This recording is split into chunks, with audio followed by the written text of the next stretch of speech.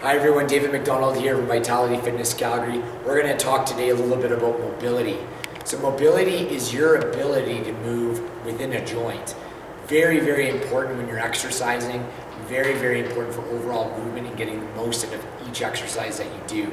So one of the biggest things we notice with our clients, especially clients who are starting out here at Vitality Fitness, is there's a lack of mobility and there's also a lack of flexibility when we see our clients move initially. So it's very common. It's very common to see that in an inactive and sedentary population. As you do more exercise, you will have better mobility and better overall flexibility as you move. However, there are things you can do to substantially increase your mobility and the way in which you move around a joint. So I'm going to give you guys 3 different things you can do at home. They're really simple, really easy, and they'll take you about 5 minutes to do. It's only 5 minutes. Do these things for 5 minutes a day. Do it while you're watching television, and you're going to see a huge improvement in your overall movement, and you're going to feel a lot better. So the first thing I'm going to show you, it's really, really simple. You can use a TRX suspension strap, which I have now, or you can also use a chair or a post or something like that. And what you're going to do is you're going to sit down into a squat, and you're going to hold. And I know this sounds really simple, and it might seem a bit redundant, but it's going to make a huge difference. I'm going to explain why. So what you're going to do is you're literally going to sit down in a squat and you're going to hold. Now for some of you, you might not be able to get all the way down. Some of you might be at about the halfway point or parallel, but your goal eventually is to get all the way down into that squat. There's going to be multiple things this is going to do.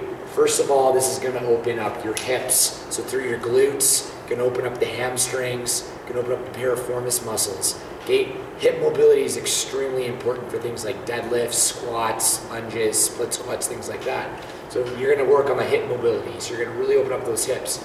Second thing you're going to be doing when you're in that position is you're going to be opening up through the calves and the ankles, okay, through the ankle joint. Very, very important for squatting, lunging, exercises of that nature. So you're going to be getting that benefit. If you kind of look to the side, what you're going to get as well is you're going to get what's called thoracic mobility. So we'll kind of move over to the side. So when you're in that seated position, you're going to get mobility and you're going to open up all through your thoracic spine. So again, very, very important to be open and to be mobile in that area. Things like squats, deadlifts, rows, push-ups do require a lot of mobility through the thoracic spine. So hold that position for about 1.5 to 2 minutes. You do that every single day. Within a few weeks, you're going to have an insane improvement with your movement. Okay, the second thing I'd recommend doing is getting a roller and doing what's called a towel exercise. So you can use a towel or you can use a foam roller. If you're starting out, I would recommend using a towel because it's not going to be as uncomfortable as opposed to using the foam roller. I prefer the foam roller myself just because I have a little bit more mobility, but I would definitely recommend to use a towel if you're starting out. What you're going to do is you're going to put this on the floor, you're going to lie down, and you're going to put this right on your shoulder blades, and you're going to lie over it, and you're going to hold. So again, this is going to improve thoracic mobility and open up that thoracic spine. Okay, that's not the only area you have to put it in. What I would recommend doing is putting it 1 to 2 minutes across the shoulder blades, moving the roller down towards the mid-back, lying over it for about another 1 to 2 minutes, and holding here. That's all you're doing.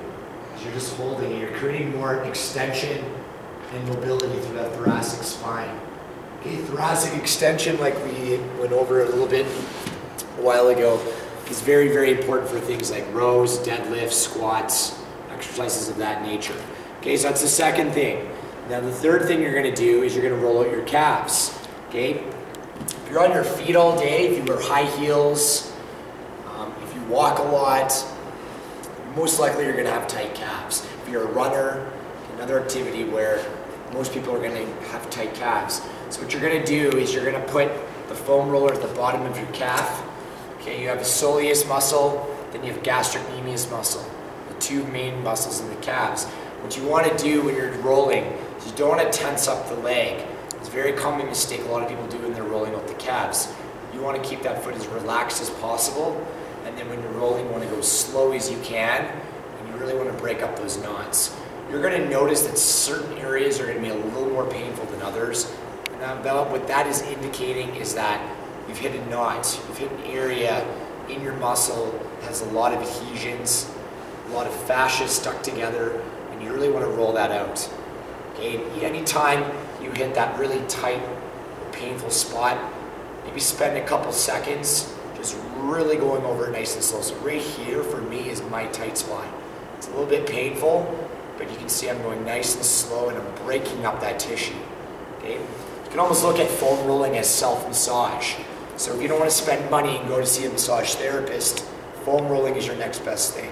So again, you want to start towards the bottom of the leg. You want to go nice and slow.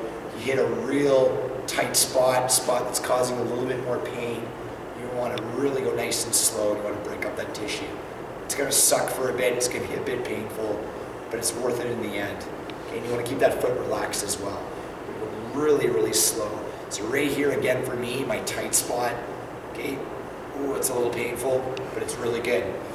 And the reason why we're working on the calves is calf, ankle, mobility is going to be involved in a lot of things. Squatting, lunging, even deadlifting if you're doing deadlifts from the floor. Maybe not necessarily Romanian deadlifts, but trap bar deadlift, conventional deadlift. You're going to need some calf mobility.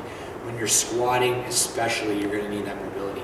So if you combine the squat that we showed you on the TRX, your towel exercise on the roller, and then you roll out your calves, you literally need 5 minutes. That's all this is going to take you.